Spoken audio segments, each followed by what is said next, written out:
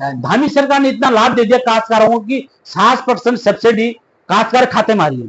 तो सुबोध उनियाल उस समय मंत्री थे, बागवानी मंत्री थे, तो उन्होंने मेरी पीठ थपथपाई कि आपने हिमाचल को कश्मीर को भी पीछे कर दिया। एक ही नाम आपने फर्स्ट तो लाया। कम से कम पूरी सैलरी मेरी 90,000 महीने की जाती है। रात दिन जब मर्जी तब मेरे को फोन करे, कई वैरायटी के बारे में पूछना, कई दवाई के बारे में पूछना, कोई जमीन का लेआउट करना है, तो मैं पूरी मदद करने के लिए बैठा हूँ। मेरे सलाहकार परिषद के उपाध्यक्ष गौर साहब के साथ कुमाऊं दौरे पर भी थे। क्या लगा आपको? जौनसार जनजाति क्षेत्र और भोटिया को आपने देखा, अन्य जातियों को आपने देखा? मुख्यमंत्री धामी ने जो भी राज्य मंत्री का दर्जा गौर जी को बनाए हैं, इस क्षेत्र में कोई नेता नहीं पहुंचा, उस क्षेत्र में वो पहुंचे। पलायन तो यदि हम मन बना ले, पलायन रोकने कोई बहुत बड़ी बात नहीं है। बागवानी के किंग विजय सिंह का प्रदेश के मुख्यमंत्री पुष्कर सिंह धामी ने बढ़ाया मान। 9 नवंबर 2000 को बने उत्तरांचल से उत्तराखंड राज्य तक के इस 24 साल के सफर में क्या हम राज्य के आंदोलनकारियों के सपने के उत्तराखंड के पद पर आगे बढ़ पाए हैं? ये वो सवाल है जो हर किसी के जहन में उठता है, और इसके साथ ही वो तमाम मूलभूत सुविधाएं भी जो 24 सालों से हमारी सरकारों के लिए भी चुनौतियां बनी रही है। उत्तराखंड के पहाड़ों से जिन गांवों के जल जंगल जमीन की सुरक्षा के लिए आंदोलनकारियों ने शहादतें दी, वो गांव आज वीरान होते जा रहे हैं। जंगल कंक्रीट में तब्दील हो रहे हैं और जल के स्रोत सूखे का शिकार हो रहे हैं। प्रदेश सरकार की सरकारों के सामने जहां पलायन की जटिल समस्याएं बनी हुई है, तो वहीं कुछ ऐसे संघर्षशील कर्मयोगी जिन्होंने इन तमाम समस्याओं के बावजूद पलायन न करके अपने पुरखों की उस जमीन में ही दिन रात पसीना बहाकर न सिर्फ उसे आबाद रखा, बल्कि आज पलायन की इस विकट परिस्थिति में रिवर्स पलायन के लिए कई युवाओं के आइडियल भी बन रहे हैं। इसलिए आज प्रदेश के युवा ओजस्वी मुख्यमंत्री पुष्कर सिंह धामी के माध्यम से वीर केसरी स्मारक जैसी समितियां ऐसे प्रगतिशील बागवान को सम्मानित करवाकर कठिन परिश्रम को प्रोत्साहित भी कर रहे हैं।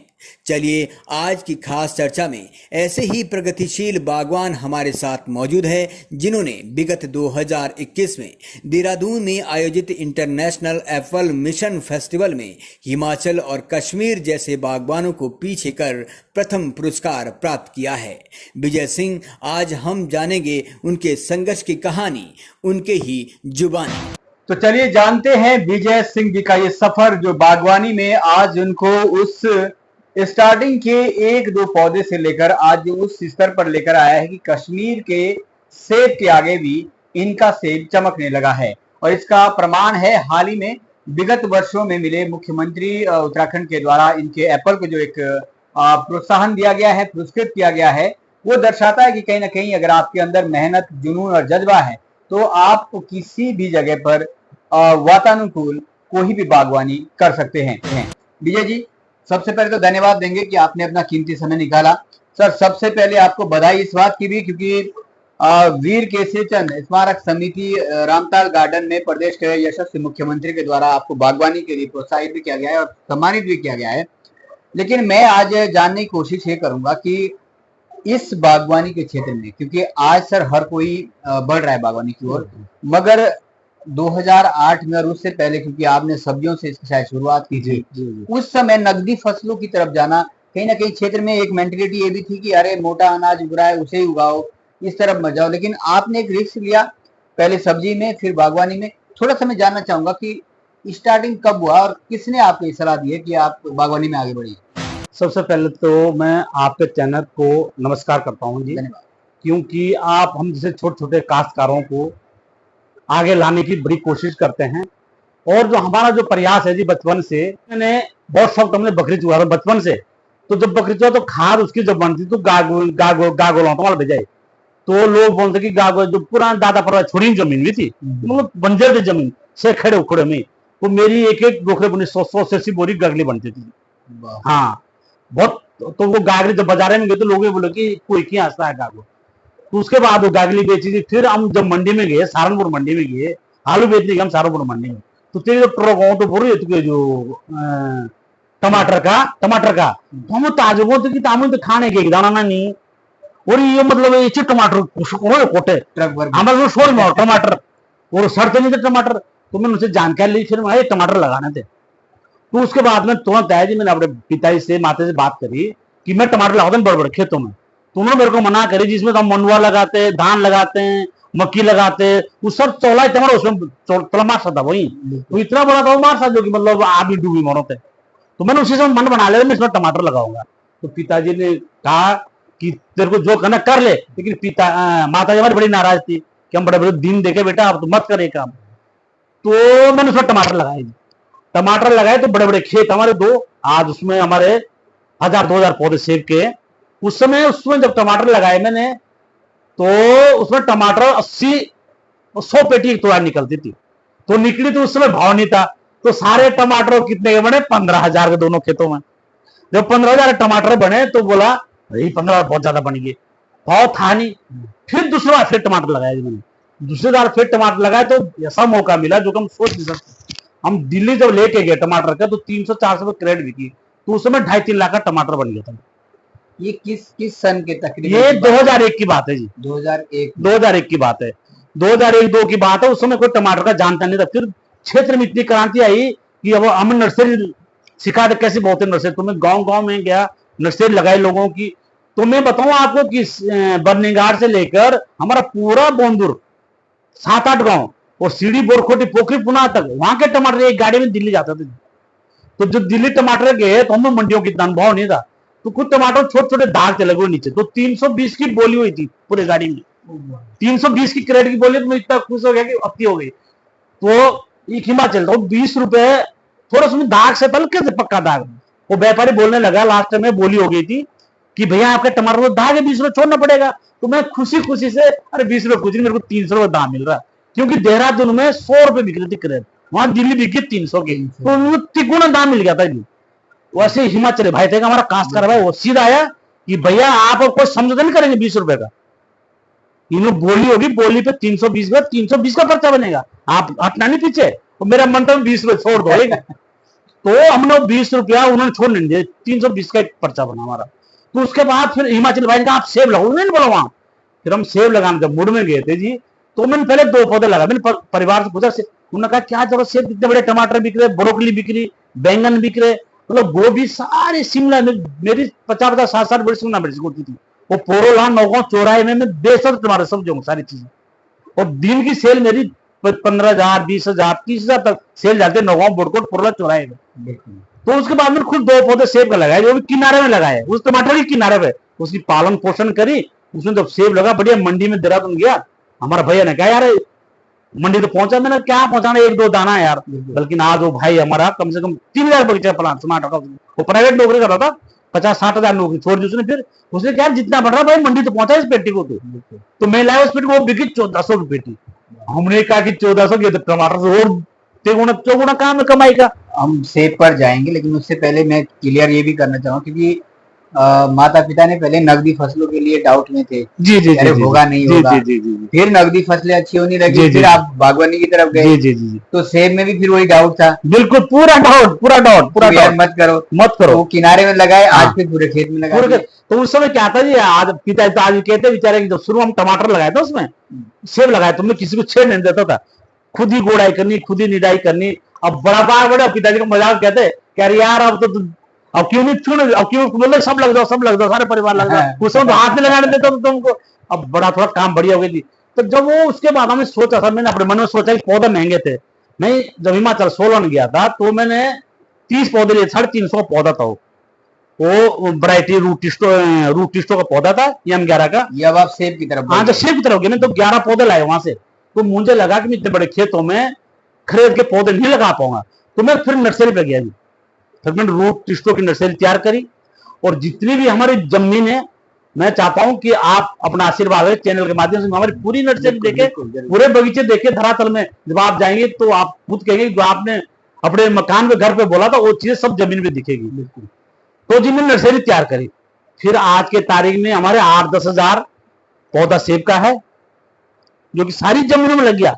आज परिवार सारा खुश है, भाई सब खुश है, और हर भाई के पीछे, हर भाई को इतनी बड़ी जिम्मेदारी पड़ रही है कि 2-2 3-3 बगीचे संभालने पड़ रहे भाई को। और मैं खुद बगीचे भी देखता हूँ, खुद ज्यादातर मैं नर्सरी देखता हूँ। फसलों से बागवानी की तरफ दो पौधे जब आपने लगाए थे, ये किस सन की बात होगी? ये 2013 की बात है जी। 2013 की बात है। 13 से अगर हम लगाएं तो तकरीबन 12 साल 12 साल से आपको बागवानी जी के जी बागवानी के लिए हो गए हैं। जी जी जी कि आपने जिक्र किया था कि जो मोटा अनाज है वो बड़ी मात्रा में होता था, जी जी उतना अब उसकी अपेक्षा जितना और भी होती थी, जी जी जी पूरी गाड़ी भर के जाती थी, जी जी वो मार्जिन इधर आ रहा है सेब में, उससे दुगुना आ रहा सर, मार्जिन बहुत दुगुना मार्जिन है। मैं बताऊं आपको कि जब अरबी 70-80 बोरी जाती तो 700 की बोरी बिकती थी, हरे पट्टे की बोरी होती थी, बल्कि वो मोहन वाला ट्रक होता था, बड़ा ट्रक, वो भर के जाता था पूरा। तो उसमें सेब में दुगुनी कमाई है, दुगुनी।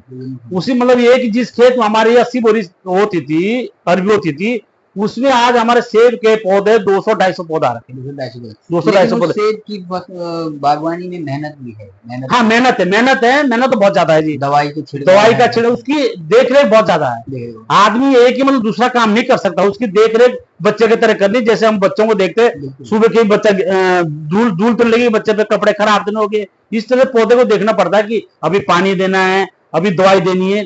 थोड़ी जुम्बारी का काम तो है, लेकिन पैसा है बागवानी, पैसा है बागवानी। क्योंकि कुछ लोगों का बागवानी से उद्देश्य ये भी रहता है कि भाई पेड़ लगा दिए, और वो भी ऐसी जगह पे जहाँ बंजर भूमि। अक्सर मैंने जौनसार में देखा है कि लगा दो, फिर उसका बीमा तो आ जाता है, लेकिन फल नहीं आते हैं। तो वो बीमे के उद्देश्य से शायद हमें नहीं है, उससे आगे बढ़ने की आवश्यकता है। देखो जी, बीमे के उद्देश्य से यदि काम करेंगे तो हम आगे नहीं बढ़ पाएंगे। बीमा सरकार आज देगी कल नहीं देगी, तो लेकिन हम यदि कुछ अपने लिए करेंगे, बीमा तो बनेगा, लेकिन हम उससे ज्यादा करेंगे, यदि बाग बगीचे में आगे बढ़ेंगे तो हमें बहुत बेनिफिट मिलेगा। क्योंकि हम खुद देख रहे हैं आज के तारीख में, मेरे देखते देखते जी लोगों ने बहुत बगीचे बना दिए। तो मेरी नर्सरी में आज के तारीख में आपको कौन ज्यादा बड़ी बात नहीं कहता हूँ, मेरे नर्सरी सभी रूटिस्टो का, M9 का और M11 का जो बगीचे लगे, 50-60 बगीचे, 70 बगीचे लग गए इसी साल भी। अभी आपके पास जो सेब की जो वेराइटीज है, वो कौन कौन सी वेराइटी अभी आप देख चुके हैं, वहां लगा चुके हैं? जो देखो जी ऐसा है, सबसे पहले हमने वैरायटी लाई थी, जीरोमाइन लाई थी 2014 में, जीरोमाइन, स्कारलेट 2, किंग रोड अब आई। अब जिसमें वैरायटी अलग अलग, डेलिशियस में है, जीरोमाइन है, किंग रोड है, स्कारलेट 2 है, और Z1 लेटेस्ट वैरायटी आई है, RD11 लेटेस्ट वैरायटी आई है। अभी गाला वैरायटी है, डार्क ब्रांड गाला है, और गरीबा गाला है, फेंजम गाला है, बुकाई गाला है, और टीवेक्स गाला है, और फेंजेड है, ही वैरायटी है जो ग्रीन स्मिथ है, जिसमें अभी मेरे को 2 साल पहले जब एप्पल फेडरेशन के यहाँ सम्मेलन हुआ था, 3 प्रदेशों का था, उत्तराखंड, हिमाचल, कश्मीर, तो ग्रीन स्मिथ में मुझे फर्स्ट प्राइज मिला था जी। कश्मीर को भी? हाँ जी जी, ग्रीन स्मिथ में कश्मीर के कई बागवान आए थे, हिमाचल कई बागवान आए थे, तो ग्रीन स्मिथ में मुझे फर्स्ट प्राइज मिला था। तो सुबोध उनियाल उस समय मंत्री थे, बागवान मंत्री थे, तो उन्होंने मेरी पीठ थपथपाई कि कुछ ना कुछ आपने हिमाचल को और कश्मीर को भी पीछे कर दिया, एक ही नाम आपने फर्स्ट तो लाया कम से कम। ये कहीं ना कहीं अपने आप एक बहुत बड़ी बात है कि जब हम स्पेशली हम बागवानी की बात करते हैं, सेब की हम बात करते हैं, तो हम अनुसरण करते हैं हिमाचल और कश्मीर का, लेकिन उनका अनुसरण करते हुए यदि उनको भी पीछे छोड़ दे तो वो शख्स आज हमारे साथ बैठे हुए हैं, विजय जी हैं। और शायद हम लोगों को इससे सीखने की आवश्यकता है, मेहनत जरूर है, लेकिन बागवानी में आज हम देख रहे हैं कि कई ऐसी सिचुएशन आ गई है कि छोटी छोटी नौकरी के लिए, 10-12 हजार की नौकरी के लिए हम पूरा जीवन यहाँ देहरादून जैसे शहरों में व्यतीत कर रहे हैं, जबकि हमारे पास वो अपार जमीन है जो हमारे लिए बेनिफिट देने का भी काम करेगी। मैं मुख्यमंत्री के उस रामतल गार्डन में जब आए थे तब आपको सम्मानित भी किया हुआ है। जी जी जी। विजय जी, एक तो हम इसके दो पहलू में देखते हैं बागवानी को, तो ये है कि आपने पैसा अपार कमा लिया है, आपने अपनी आर्थिकी मजबूत की है, लेकिन दूसरी चीज ये भी है कि प्रदेश के लिए एक गंभीर मुद्दा बना हुआ है पलायन की। पलायन की जो पीड़ा है वो आप तो खुद पहाड़ों पर रहते हैं और बड़ी बारीकी से देखे हैं, अभी आप भ्रमण भी कर चुके हैं। जी जी। लेकिन बागवानी की तरफ जब आप जाते हैं तो मुझे लगता है कि रोजगार भी वहीं मिलेगा, गांव भी आबाद रहेगा, और कहीं ना कहीं जो हम आज दवाइयों से पोषित सभी चीजें खा रहे हैं उससे बेहतर जीवन है हमारे पहाड़ों में। यदि हम बागवानी की तरफ बढ़ेंगे तो हम शायद अपना स्वास्थ्य भी बेहतर कर पाएंगे। बहुत अच्छा हो सकता है सर। मैं अभी ज्यादा ना कहता हूँ, मैं इतना जरूर बताऊंगा कि मेरी खुद की नर्सरी है, मैं ये एक मतलब बागवान हूँ, तो मेरे साथ नर्सरी में कम से कम अभी परमानेंट जो लोग है वो 10 लोग है जी, 10 लोग परमानेंट है। अब मैं चाहता हूँ कि 1 महीने बाद आप मेरे बगीचे में नर्सरी विजिट का आप खुद देखेंगे, 10 मजदूरों में रोजगार दे रहा हूँ। उनमें से जो मेरा एक मतलब जो परमानेंट रहता है एक, उसको मैं 20,000 देता हूँ, बाकी को मैं 10 दो तीनों में 10,000 देता हूँ। बाकी जो पूरी सैलरी हो मेरी 90,000 महीने की जाती है, उसी नर्सरी से उसी बगीचे से 90,000 महीने की सैलरी देता हूँ जी। अब आप आइडिया लगाइए, जो व्यक्ति 90,000 सैलरी दे रहा है, और मैं फिर आपको बता दूं 10,000 यदि आप उस गांव में जाकर मिल रहे हैं, जहां आपका खाना, जहां आपका कमरा, जहां आपका जो आपका अपना खर्चा है वो नामात्र की संख्या में होता है। स्पेशली अगर मैं कमरे की बात करूं, देहरादून में उसी 10,000 में हमें 5,000 का कमरा लेकर रहना पड़ता है।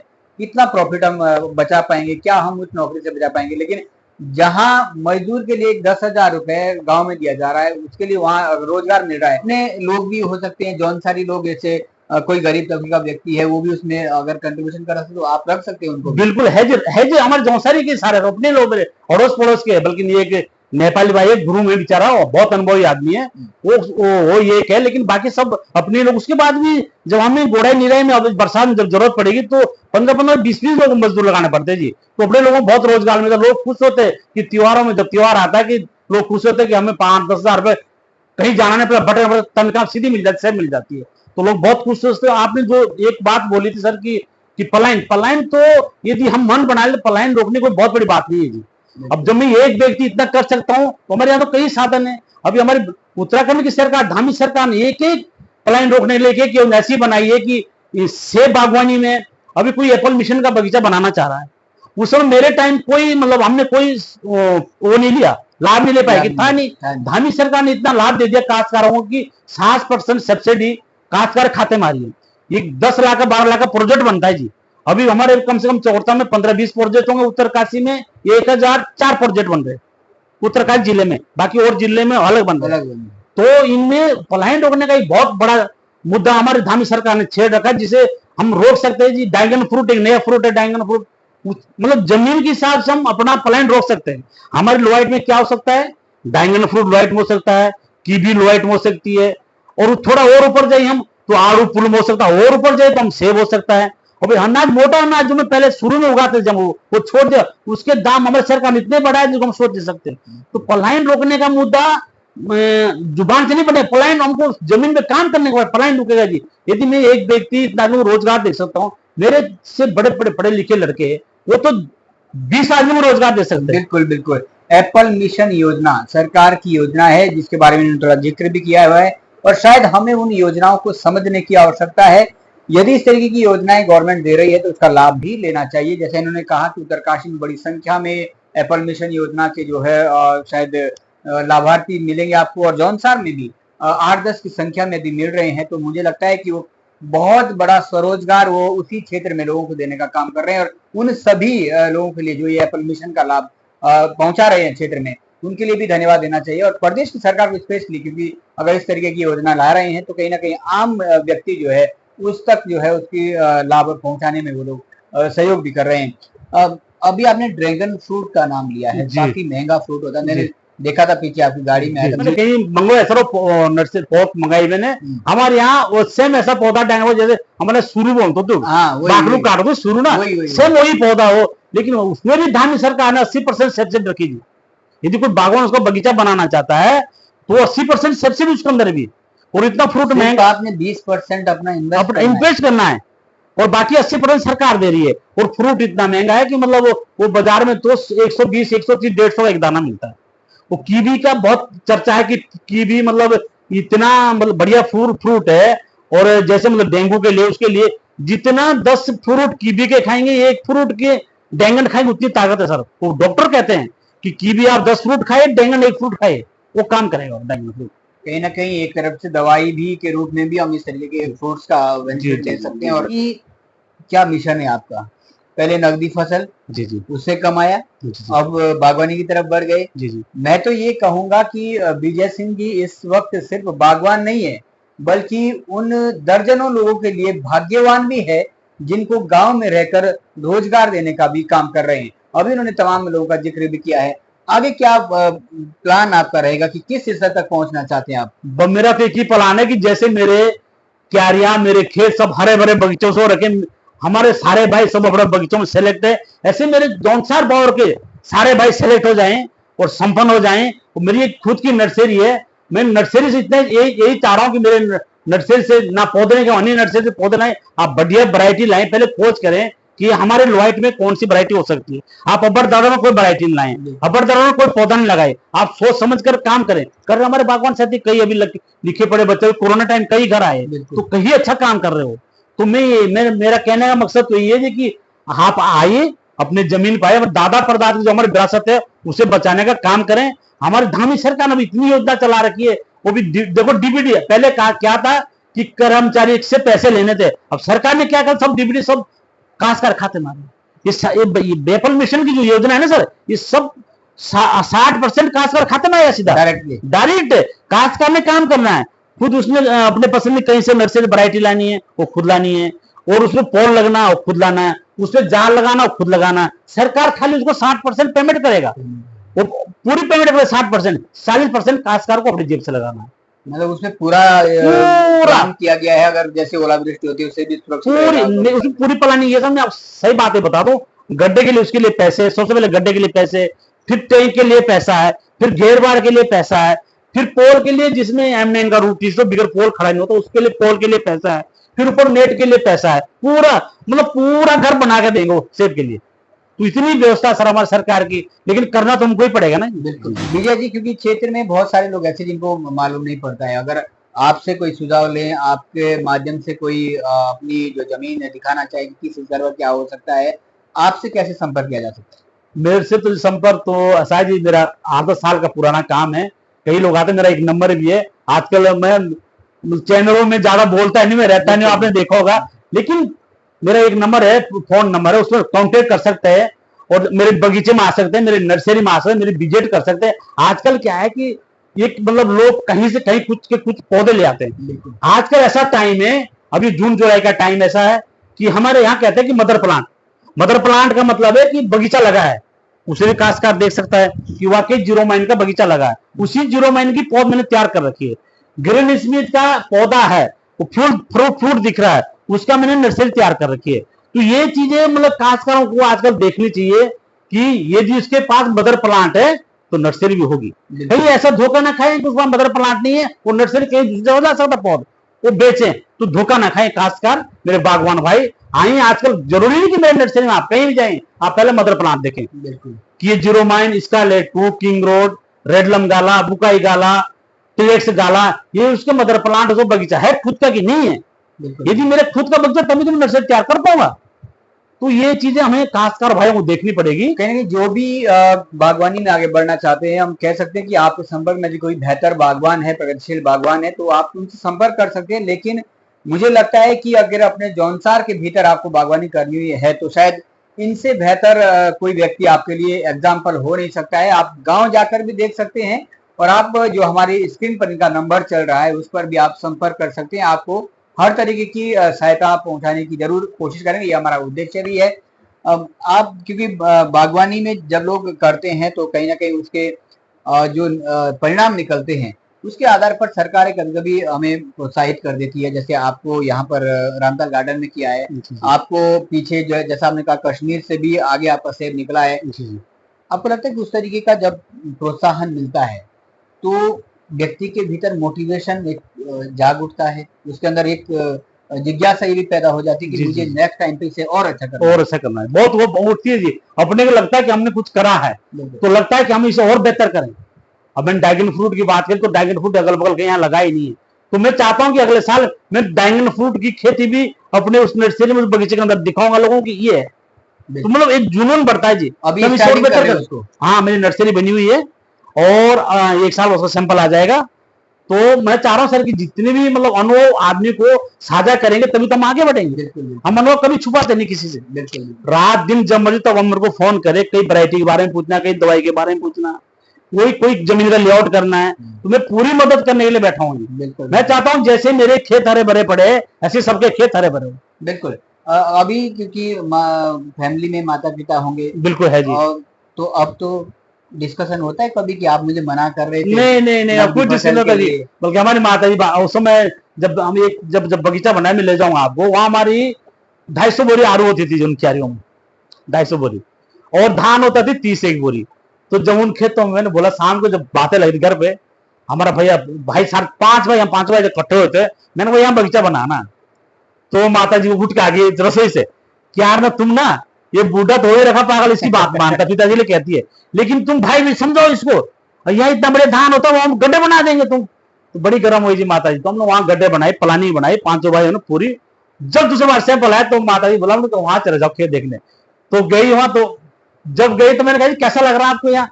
कि बेटा ये तो बहुत बढ़िया काम है, बैठ के मैं तो तोते वक्त आते कुछ काम ही नहीं करते, तो बहुत बढ़िया काम है। जब बिका उस बार सैंपल में आया था 3.5 लाख का करीब बिक जाओ बगीचा सैंपल में ना। मैंने कहा 3.5 लाख के सेब बने हमारे, तो बड़ी खुश हुई। अब नहीं बोलते कुछ नहीं, अब नहीं बोलते, अब कुछ नहीं बोलते, खुशी उन्हें भी। अब हमारे पिताजी बहुत बुजुर्ग है माता जी, लेकिन फिर भी आजकल का सीजन है ना जी, तो चल सुबह हम अरे तोते आने वाले, चले जाओ खेत में।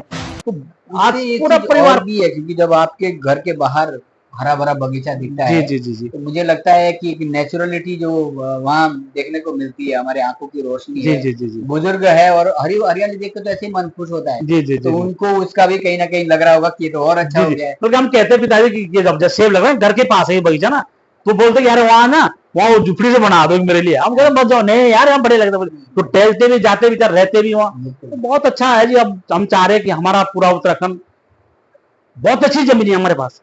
अभी आप क्योंकि निजी सचिव के तौर पर आप जनजातीय सलाहकार परिषद के उपाध्यक्ष गौर साहब के साथ कुमाऊं दौरे पर भी थे, क्या लगा आपको जौनसार और कुमाऊं का जो एक एरिया है वहां पर इस तरीके की चीजें देखने को मिलती है, वहां पर इस तरीके की बागवानी करने की आवश्यकता है, और लोगों में कितना डिफरेंस आपको लगता है? जौनसार जनजातीय क्षेत्र और भोटिया को आपने देखा, अन्य जातियों को आपने देखा? देखो सबसे पहले तो जी मैं धन्यवाद करता हूँ अपने मंत्री गौर जी को कि जिन्होंने हमको इस कार्य लायक समझा। तो हमें बड़ी खुशी हुई सर, जब हम उस क्षेत्र में गए तो मुझे लगता था कि यार मेरे बस का तो एक काम नहीं है, मुझे क्यों बनाया हुआ गौर जी ने।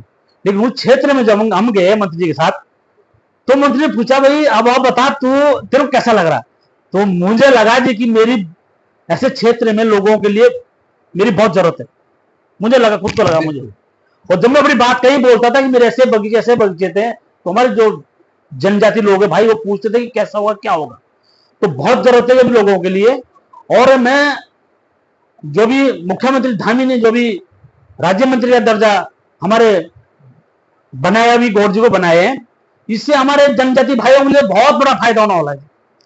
जिस क्षेत्र में कोई नेता नहीं पहुंचा उस क्षेत्र में वो पहुंचे, और एक एक चीज उन्होंने बरीकी से देखी, भाई तुम्हें किस योजना की जरूरत है, क्या हमारा अधिकार है, तो बड़े खुश हुए जी।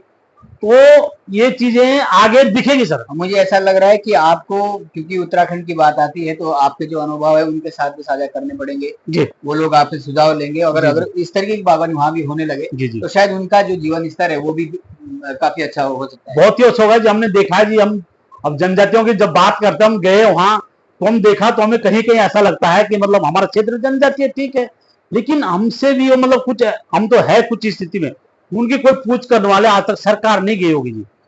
ये धामी जी की सरकार है जिन्होंने ऐसे दायित्वदारी बनाया है, जिन लोगों तक 1 महीने के अंदर पहुंचे जी। और हमने अपनी बातें साझा की, हम जनजाति के लोग हमारे ऐसे बगीचे ऐसे कुछ है, तो करे ऐसा हो सकता है? मैंने क्यों नहीं हो सकता, आप कर सकते हैं। तो इसका फायदा जी जरूर मिलेगा निश्चित तौर पे। तो कहीं ना कहीं बहुत सारे शोधार्थियों का आपने देखा होगा, प्रोफेसर का आपने देखा होगा जिन्होंने बहुत सारी किताबें लिखी है। भूतिया गांव का जब हम जिक्र करते हैं उत्तराखंड में, तो वो भूतिया गांव इसीलिए हुए हैं क्योंकि शायद उन तक इस तरीके की योजनाएं या तो पहुंची नहीं है या फिर वो उन योजनाओं को समझ नहीं पाए हैं। और ऐसे लोग यदि वहां तक पहुंचे हैं तो निश्चित तौर पे कुछ ना कुछ लोग, एक आधा व्यक्ति भी अगर इनका अनुसरण कर ले, इनके संपर्क में रहे और इनसे उस तरीके के प्लान के बारे में जानने की कोशिश करे, तो और भी बेहतर वो जीवनचर्या हो सकती है।